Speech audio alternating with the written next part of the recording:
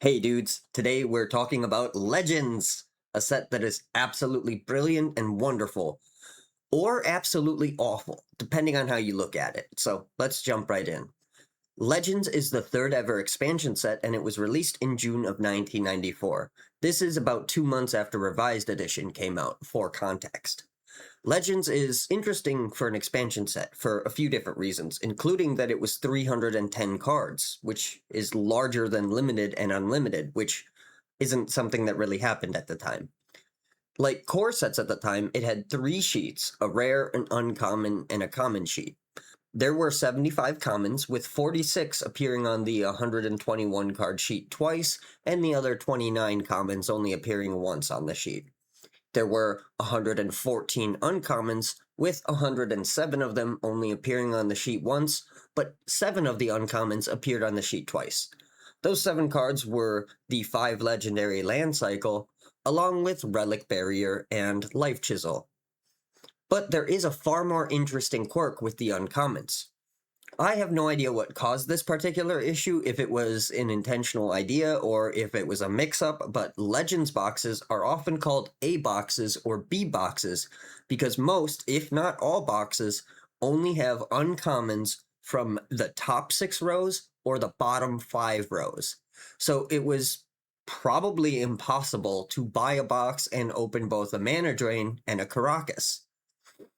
This caused such an issue that Wizards had a buyback program that appeared in the second issue of The Duelist. But basically, you could send them up to 100 cards with no more than 2 of any card from one half of the sheet, and Wizards would send you the same amount of cards off of the other half of the sheet. I have no idea how many people took part in this or how well it worked, so if you were around for this, you should share your memories with the class in the comments. If you want to, that is. The rare sheet is less interesting, as it was 121 cards, so each rare appeared on the sheet only one time. If there were any correlation issues with the rare sheet, it's hard to say, as documenting and figuring out correlation issues with the rares is very difficult, since only one appears in each pack. But the correlation of Legends isn't the only aspect of it that's really interesting. This set was not made by the people that made Magic. This set was made by Steve Conard and Robin Herbert. Steve was one of the 5 founding members of Wizards of the Coast, but he moved to Canada in 1991. He still did freelance work for Wizards, but he eventually met Robin because they worked at the same software company. They eventually found out about Magic, and, like many of us, found the game to be insanely fun to not only play, but to talk about and think about. So, for fun, they started making their own cards.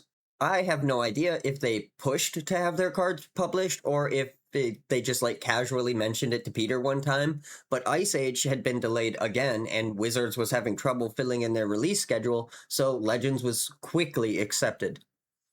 Legends is a very cool set in very small doses, if you ask me. This set is not well designed in my opinion, but I do want to stress that the set was made for fun by people that weren't game designers, and it was made at a time when even the game designers didn't fully understand how the game worked. So, let's be gentle and talk about the things that Legends did right. The coolest fucking thing Legends did was introduce legendary creatures. Technically, at the time, Legend was a creature type instead of a super type. Just a fun little fact for you. But they also made legendary lands and enchant worlds, a card type that would be pretty quickly retired, but one that I personally think is really cool and interesting. Legendary creatures are a wildly popular thing because these cards are so fucking cool. Without legends, the game might never have gone down a path that led to Commander, which would bum out probably a majority of Magic players at this point, because I'm pretty sure most of you are filthy Commander players. Gross. If legendary creatures were cool as fuck on their own, Legends was also the first set to have cards that cost multiple colors, which is another really cool aspect of the game. To build a set for fun with your D&D buddy that makes it to print is a pretty cool thing on its own, but to be responsible for 2 game mechanics that are beloved and part of pretty much every set at this point is pretty incredible. It's especially cool if you think about it because legendary creatures and multicolored cards are literally just downsides. All being multicolored means is that the card is harder to cast, and legendary just means that you can't have more than one in play. But people go apeshit for these cards, and I don't blame them. Legends are fucking cool. Oh yeah, this set would also introduce poison counters, which would eventually become infect, and I think they've changed it again. I might be making that up. But if you hate dying to poison damage, the set that gave you commanders is the set to be mad at for that. I'm not going to talk about the lore of this set too much, partially because there really isn't all that much, and partially because I'm sure it's all been retconned by now, but Nicol Bolas was introduced in this set, which is another thing that is really cool. A few of the legendary creatures in this set are vanity creations to a degree, with Ramirez de Petro being Robin's D&D character, and at least Ramses Overdark and Marholt Elsdragon also being characters in his D&D campaign.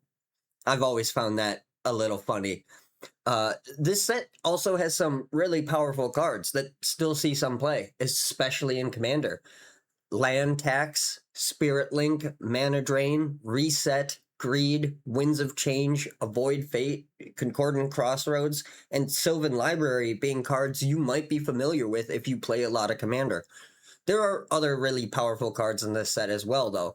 Kismet is pretty brutal in the right circumstances. Moat can be awful to play against. Boomerang can bounce anything, including lands. Force Spike is past its prime a bit, but it's solid in the right circumstances. Time Elemental goes hard as fuck in a Stasis deck. All Hallows Eve is a really cool and fascinating card. Chains of Mephistopheles is really cool, and people like to pretend that this card is hard to understand, but it doesn't get complicated until there's like two of them. It's a replacement effect, so if there's two of them, you discard two cards before you draw your card, but if you don't have any cards in your hand, you only put one card from your library into the graveyard, because milling a card is not drawing, so the first one replaces it, and the second one no longer cares. There, now you'll never be confused by this card again. Where was I? Oh yeah, Nether Void is pretty fucking brutal. Tackle Maggot is kind of complicated, I guess, but I think it's pretty funny and not that bad. The Abyss is, yeah, that one's pretty brutal. Chain Lightning is pretty sweet. Land's Edge has seen some tournament play in the early days.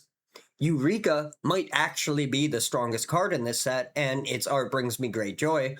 Winter Blast is kind of insane, but it doesn't read so insane to most people, I think. This one doesn't get talked about too much. And some of the legends are even kind of okay, but they aren't really that great. The ones that I personally like the most are probably Adun Oakenshield, Angus Mackenzie, Bartle Runax, Dakin Blackblade, Gwendolyn de Courcy, Halfdane, Hazazon Tamar, Nebuchadnezzar, Nicol Bolas, Rasputin Dreamweaver, Solkanar the Swamp King, Stang, Vevictus Asmaldi, and of course, Jira Aaron, or as I affectionately call her, Bug Lady. Most of the artifacts in this set kind of suck, but I mean, Relic Barrier is pretty okay, and I have coped about Sword of the Ages pretty hard, and Mirror Universe was actually sick as fuck before the 6th edition rules change, because you wouldn't lose for being at 0 or less life until the end of a phase. So if you could somehow drain yourself down past 0 during your upkeep, then activate Mirror Universe, you would just win the game. It was a controller combo win condition for quite a while, which is pretty funny. The card did fall off pretty hard after that, though. Some of the lands are pretty decent, with the legendary lands being okay to busted, depending on context. My hot take is that Caracas should be legal in Commander. I think it would be funny as fuck and would encourage people to run land destruction. Plus, did I mention it would be really fucking funny? The Tabernacle of Pendril Vale might be the most horseshit land of all time. I think it's really funny, though. This is legal in Commander, by the way, but I guess it is a game changer, so it's probably fine.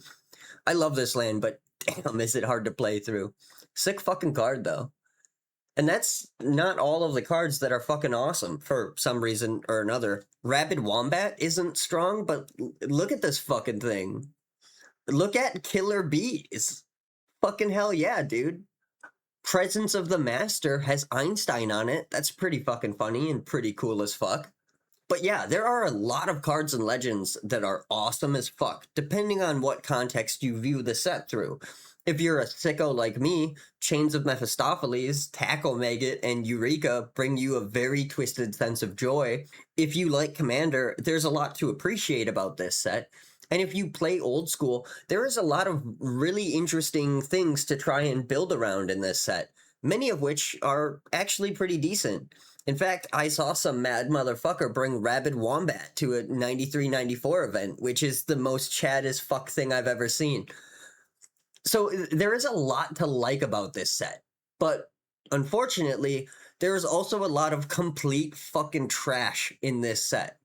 While I don't think it's necessarily fair to judge this set for limited because it wasn't designed for limited, and like the other sets I've talked about, the packs are so fucking rare and expensive, you really shouldn't even think about drafting this unless it's like on a client or a set cube. But if you are going to draft Legends by itself, you're in for a shit time. This set has so much absolute fucking garbage in it. So many of these cards are fucking awful to play, terrible to read, and confusing to understand. Do you want to know what card has won me the most games of Legends Limited? It's this fucking thing. This is Giant Slug, a 2-mana 1/1, and you can pay 5 mana so that during your next upkeep, you can give this an instance of land walking of your choice.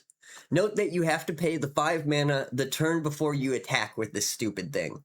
But these games are so full of garbage cards, and there's like maybe 3 removal pieces you might be able to find, and there isn't all that much flying, and there is, I guess, some flying hate, and most games you just stare at a fucking moss monster until one of you decks out. And in that environment, this stupid giant slug can put in some work. I fucking hate this stupid fucking card because of how many times I've drafted as many as I can, and it usually fucking works, and I'm so mad about it. Oh! There are obviously a lot better cards in this set than Giant Slug, but it's a fucking common, and it can just truck right in for free, and you see a decent amount of them, so I think it is the card that has impacted my drafts the most. That being said, I've only ever drafted this set against bots, so maybe it shakes out differently against people with a working brain. I don't know.